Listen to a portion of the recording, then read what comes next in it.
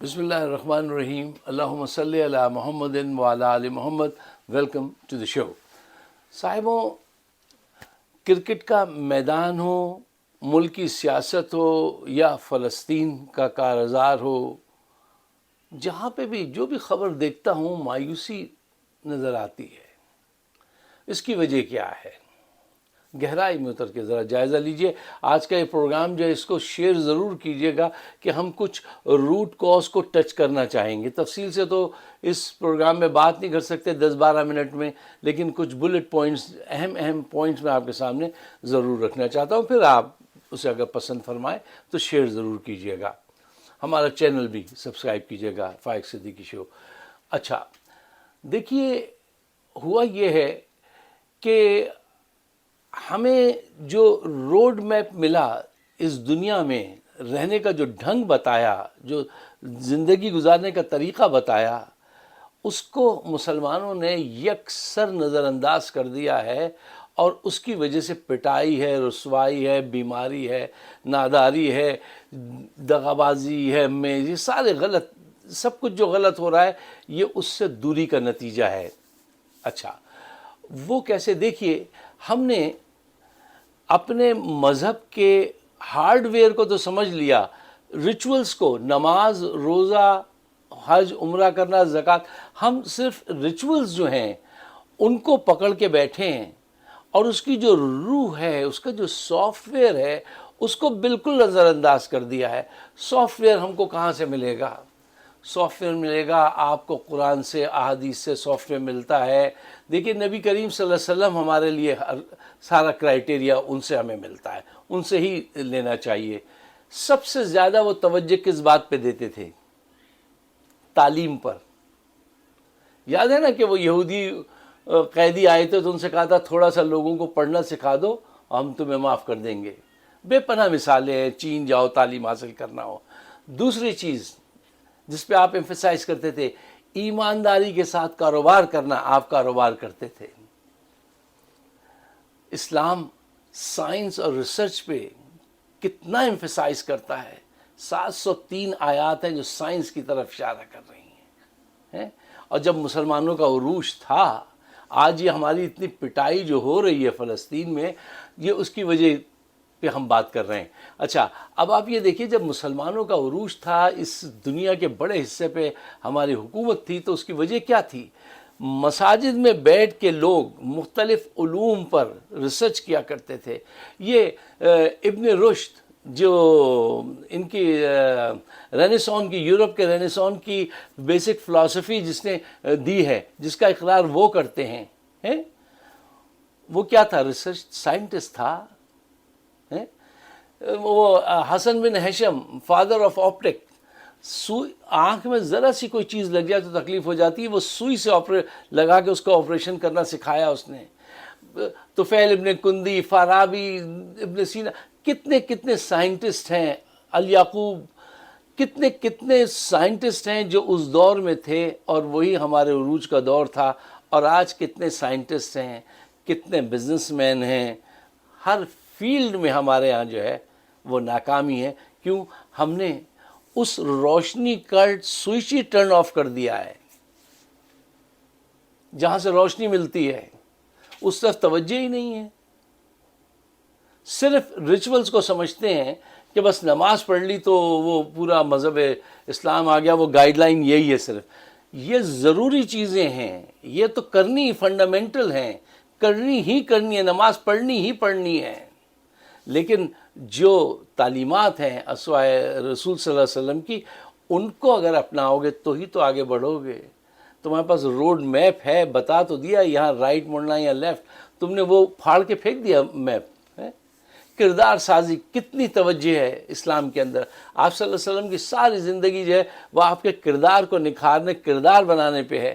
ہم نے کتنی توجہ دی ہے کردار سازی پر؟ دیکھیے، کوئی بھی قوم اپنے کردار سے پہچانی جاتی ہے، اس کے کچھ نشانات ہوتے ہیں، ٹھیک ہے نا، جس کی وجہ سے اس کو پہچانا جاتا ہے۔ مثلاً کہ یہ دیکھیے، آپ کہتے ہیں نا جیسے ہمارا یہ قومی نشان ہے، ہمارا یہ قومی پھول چمیلی ہے، ہمارا قومی پھول جو ہے وہ کھیل جو ہے وہ ہاکی ہے یا جو بھی ہے، اور ایک سمبل ہوتا ہے. آپ کا قومی کردار کیا ہے پاکستانیوں کا؟ آپ کو پتہ ہے پوری دنیا میں کس وجہ سے پہچانے جاتے ہیں؟ بے ایمان ہوگا، جذباتی ہوگا، بے عمل ہوگا. یہ امیج کیسے پیدا ہوا؟ ہمارے لین دین سے پیدا ہوا ہے. ملک میں دیکھ لیجئے، عدالتیں، جرنل، ججز، جرنلسٹ، سب بے ایمان، سب بے ایمان. تربیت ہی نہیں ہوئی. تربیت کہاں سے شروع ہوتی ہے؟ ماں کی گود ہو، اساتذہ کا توجہ دینا ہو، محلے والوں کی، بزرگوں کی نظریں ہوں، سیاستدان کی تقریر ہو، مبلغ کی تقریر ہو، کوئی ریفارمر کام کر رہا ہو، کوئی ڈرامہ ہو، وہ وہاں پر ہر سطح پہ آپ کی تعمیر کی جا سکتی ہے اگر وہ آپ کے پیش نظر ہو. لیکن اگر یہ سارے کردار گھر سے لے کے باہر محلے تک یہ اس پر توجہ ہی نہ دیں تو کردار سازی کیسے ہوگی؟ آپ دیکھیے میڈیا کیا کر رہا ہے آپ کا. مغرب نے کس تیزی سے ترقی کی، اس تیزی سے سائنسی میدان میں کردار کے بنیاد پہ یا تجارتی میدان میں ترقی نہیں کی ہے. ان کی غلط اور گندی باتوں کو اپنا رہے ہیں. ڈراموں کا مرکزی کردار دیکھ لیجئے کہ وہ افیئرز چل رہے ہیں، اب وہ جو ہے وہ گے میرجز ہو رہی ہیں، اس کے رائٹس کے لیے لوگ بات کر رہے ہیں. یہ میڈیا یہ پروموٹ کر رہا ہے ویسٹ کی خرابیوں کو، گندگی کو. اور ویسٹ نے جو ترقی کی ہے اتنی تیزی سے ہر سمت میں، اس پہ کبھی کوئی ڈسکشن نہیں ہے. آپ مجھے بتائیے پاکستان میں کوئی ایک پروگرام سائنس اور ٹیکنالوجی پہ آدھے گھنٹے کا کوئی پروگرام دیکھتے ہیں آپ؟ چلتا ہے؟ مجھے ایک صاحب تھے رضی صاحب، وہ ایک میگزین نکالتے تھے سائنس پہ، تو انہوں نے یہاں پہ آ کے بتایا تھا کہ پہلے ہمارے پاس 11 میگزین تھے، پھر آخری ان کا میگزین تھا وہ بھی بند ہو گیا. یعنی ایک میگزین بھی، 11 میگزین میں سے ایک بھی نہیں بچا. یہ آپ کی توجہ ہے. کاروبار میں ہر وقت ہر شخص ایک بخار میں مبتلا ہے، جلد سے جلد پیسے زیادہ سے زیادہ کما لوں، بے ایمانی نہ کر جائے، بے ایمانی کرنی پڑے، بے ایمانی کرنے کے لیے تیار ہے. صاحب جب تک کردار سازی نہیں ہوگی، یہ کوئی ایک دن میں تو ہوتی نہیں ہے، 5 مہینے کا کورس نہیں ہے یہ کردار سازی کا، یہ برسوں چلتی ہے یہ چیز. شروع میں ہی کچھ کردار سازی جو ہوتی تھی معاشرے میں وہ تھی، اس کے بعد اس کو لوگوں نے ایسا ریجیکٹ کیا کہ جو صاحب کردار لوگ تھے انہوں نے اپنی عزت بچائی اور چھپ کے وہ ایک طرف بیٹھ گئے. ان کو بیٹھنا نہیں چاہیے تھا. کردار سازی کیا ہے؟ ذہن سازی ہی کردار سازی ہے کہ آپ ذہن تعمیر کریں مثبت راہوں پہ چلنے کے لیے، صحیح انداز سے سوچنے کے لیے، انسانیت کے لیے سوچیں. صرف مسلمانوں کے لیے نہیں، ہر مذہب والے کے چاہے کوئی بھی ہو، چاہے کافر بھی ہو، اس کے ساتھ بھی اخلاق سے پیش آنا ہے، ایمانداری سے بزنس کرنا ہے، تعلیم میں زیادہ سے زیادہ تعلیم حاصل کرنی ہے. یہ سارے آپ کے اہداف ہیں نہیں. قوم کا اہداف تو یہ ہے کہ پولیٹیشین جو ہے وہ یہ کہتا ہے میں غیر ملکی ایجنٹ بن کر ٹینک پہ بیٹھ کے آ جاؤں گا، حکومت کرنے دو مجھے، میں سب کچھ وہ کروں گا جو باہر والے کہیں گے، بس مجھے اقتدار دلاؤ. سیاستدان آپ کے ساتھ یہ کر رہا ہے. جرنیل بڑے بڑے بزنسز کر رہے ہیں، 50 سے زائد بزنسز چل رہے ہیں فور اسٹیبلشمنٹ کے اندر. یار ایسی قوم ترقی کرتی ہے، ایسے آپ کہیں نہیں پہنچنے والے. یہ وقت ہے کہ آپ اس بات کو سمجھیں کہ ہم نے اپنا روڈ میپ پھاڑ کے پھینک دیا ہے.